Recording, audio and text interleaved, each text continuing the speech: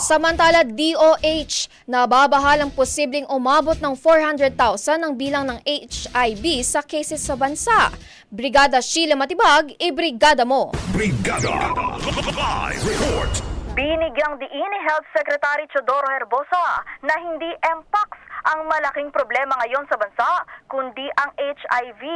Sa isang video message, muling iniulat ni Herbosa na may 500% increase ngayon sa HIV cases sa Pilipinas sa mga edad 15 hanggang 25.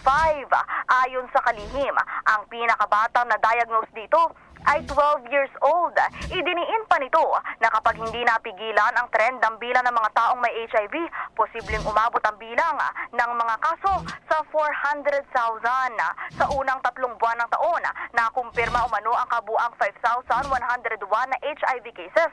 Mas mataas ito sa 3,409 na confirmed cases noong 2024.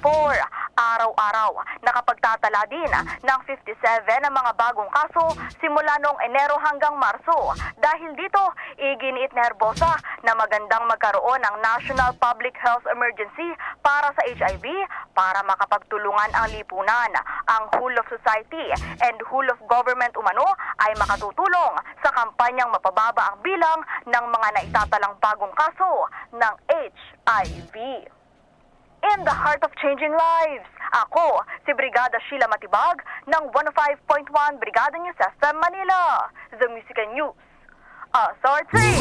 Ang bahaging ito ay hatid sa atin ng PowerCell Salabat, ginhawa ng bawat nangangarap.